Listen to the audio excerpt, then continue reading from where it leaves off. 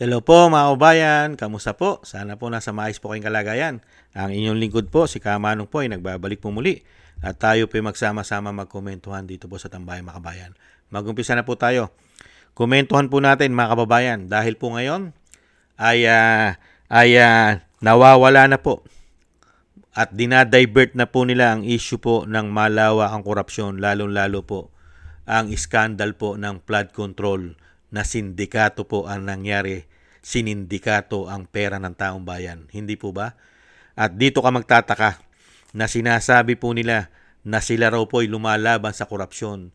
Lalong-lalo po ito pong si Senator Lacson na siya po ang kulang isang taon na humawak ng chairmanship ng Blue Ribbon Committee.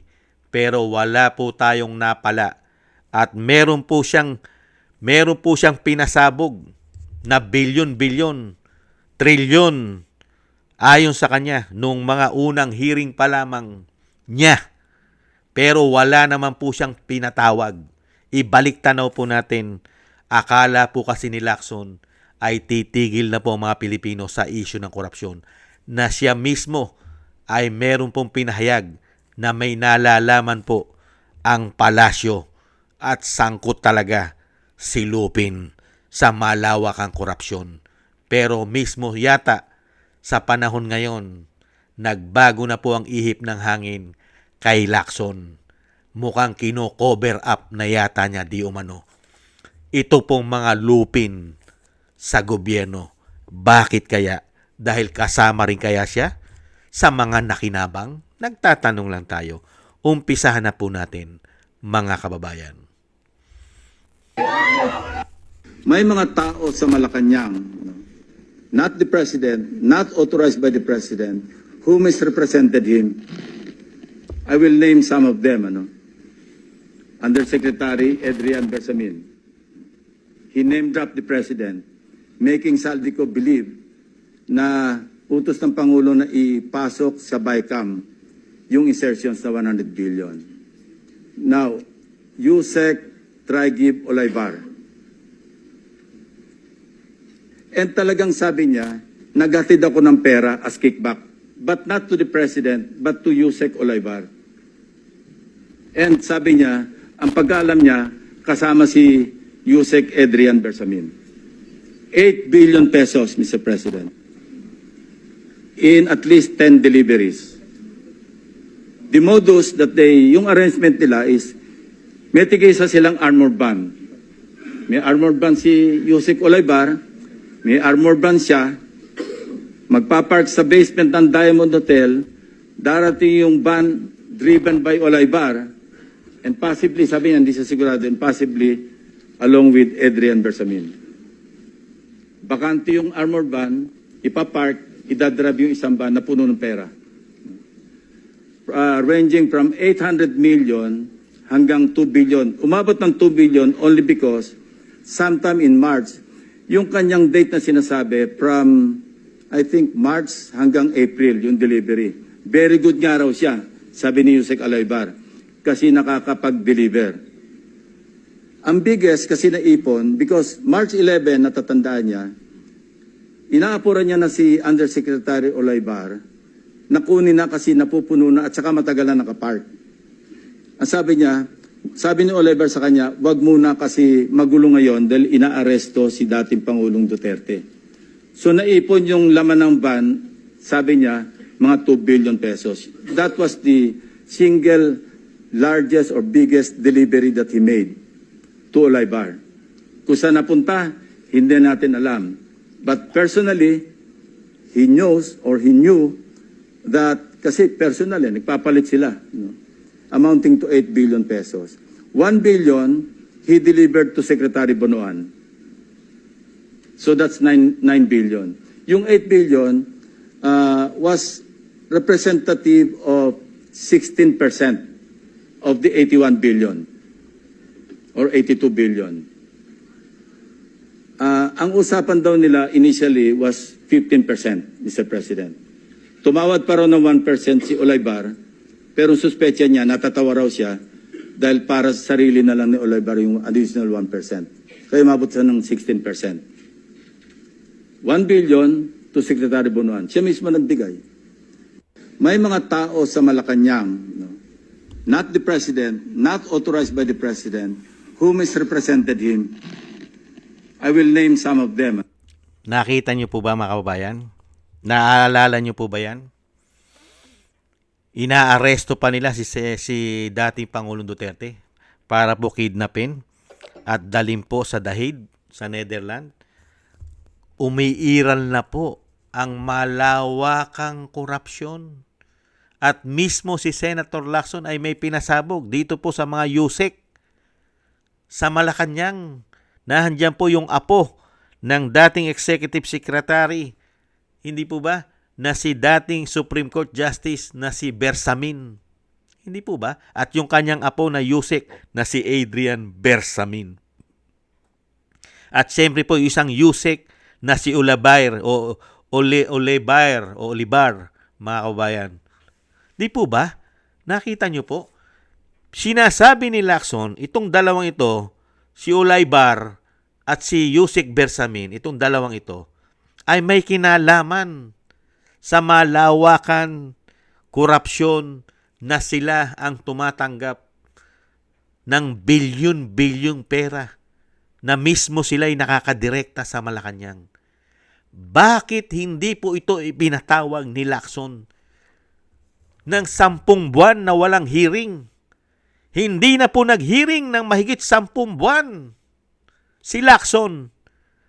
Hindi niya pinatawag itong dalawa, si Olivar o si Bersamin, itong dalawang ito. Hindi niya pinatawag.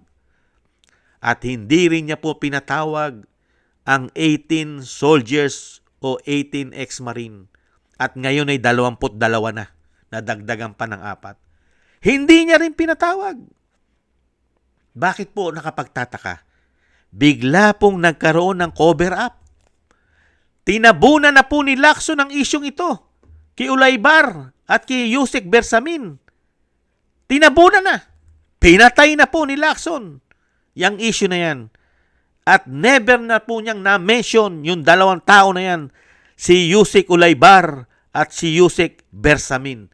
Never na po niyang na-mention yung bilyon-bilyon na nakalagay sa napakalaking sasakyan na van, mga kababayan. At gaano po kalaki ang korupsyong hinahanap natin, bilyon-bilyon at mahigit 1.7 trilyon ang napakatindi at napakaraming pera na hindi po maipaliwanag kung saan po napunta ito dahil wala naman po nakita na malalaking proyekto at programa, lalo-lalo ang pinagmalaking 5,500 flood control na halos karamihan ay mga ghost project dahil dinala nila sa kanilang mga unprogram at pinagsipak-sipak, pinaghati-hatian ng mga magnanakaw na mga politiko sa ating bansa. Di umano. Kaya nakakalungkot lang po, mga kababayan. Nakita niyo po, si Lacson, tumanda na yan. Yan yung sinasabing napakahusay daw mag-imbestiga ng tao na yan. Grabe raw po mag-imbestiga yan. Bakit pagdating ngayon, mukha yata naging tuta. Naging tuta yata ng Malacanang di umano. At siya na mismo ang nagko-cover up para hindi po matuntun ngayon ang pinakalupin sa nakawan sa ating bansa. Pinapatay na po nila lahat ngayon ang issue ng korupsyon. Samantalang siya mismo ang nagpasabog dito sa dalawang Yusek, kay Olivar at kay Bersamin. Nakita niyo po? Ang galing, ano? Ang husay. At diyan po nagamit ang media. Hindi na po binuksan ng media yan. Hindi na po pinag-usapan ng media yan, yung malaking media. Hindi na po. Hindi na po nila tinanong yan kay Lacson. At never na po nilang na-mention kay Lacson yan. Nasaan na yung pinasabog mo? Na sinasabi mo na mismo doon sa Malacanang ay merong nagagamit sa korupsyon sa pangunguna ni Yusek Bersamin at ni Yusek Olivar. Nasaan na? Tinabunan na bigla. Saan na po ngayon dinadala ang issue ng korupsyon? Sa impeachment na po ng Vice President at sa kaguluhan ng Senado na meron daw po mga threat nung nakaraan. Isang damukal daw po ang threat sa Senado. Pero nung nakuha na po nila ang majority ng mga Judas, di umano, nawala na po ang threat sa Senado. Ang galing, ano? Biglang nawala. Nung sila na po ang nakakuha ng majority. Nakita nyo po, ang pagtutwist para lang po mawala na ang issue na ginawa po ng mga lupin sa pera natin. Kahit mismo si Lacson, mahuhuli mo sa sariling bibig. Ano ang naging dahilan at hindi mo na ito inimbestigahan? Napakarami ribang maleta ang naibigay sa'yo, di umano? Kaya nga po gustong-gusto natin na makabalik sa kapangyarihan ang isang agila na manggagaling sa Mindanao. Dahil napakarami pong gobyerno mismo, isang damukal, halos mahigit sa kalahati ang lilitisin ng agila ng Mindanao kung siya magiging presidente. At kasama rin yata si Lacson doon na dapat siyang litisin. Mukha yatang nagko-cover up ang hindot na yan, di umano. Hindi kaya. Kaya po, isama po natin sa ating mga dasal at panalangin na sana po ipagkaloob sa ating bansa na muling isang agila na manggagaling sa Mindanao ang tatayo at maglilingkod na presidente ng Republika ng Pilipinas nang ang pera ng taong bayan ay maibalik ng mga mandarambong at mga lupin sa ating bansa at sila po'y makulong hanggat maaari. Hindi po ba? Ingat-ingat po. Ingat-ingat po, Vice President, at dalangin po namin na lagi po kayo maingatan. At maraming salamat po sa inyo pong tapang at malasakit para sa bayan. Nag-iisang babae, pero buong gobyerno ang nagpapabagsak. Pagdating naman po kay Lupin, good luck na lang. Hindi habang panahon ay nasa iyo ang kapangyarihan. Babagsak at babagsak ka rin. Hindi po ba? At ingat-ingat ka, Lacson. Mabilis lang panahon, mag-ingat ka. Hindi lahat ng panahon ay ikaw ay nasa kapangyarihan din. At darating din ang panahon, lahat ng baho mo ay sisingaw din. Senator Lacson. Hindi po ba? Maraming salamat po sa nagusto po natin tambayang makabayan sa YouTube at TikTok. At ganun din po sa ating mga subscribers. At patuloy po nagsusubscribe. At mga nagko-comment, like, share, and subscribe. Maraming salamat po sa inyo. Shoutout po sa inyo lahat. At thank you rin po sa mga nagbibigay po ng tulong at biyaya.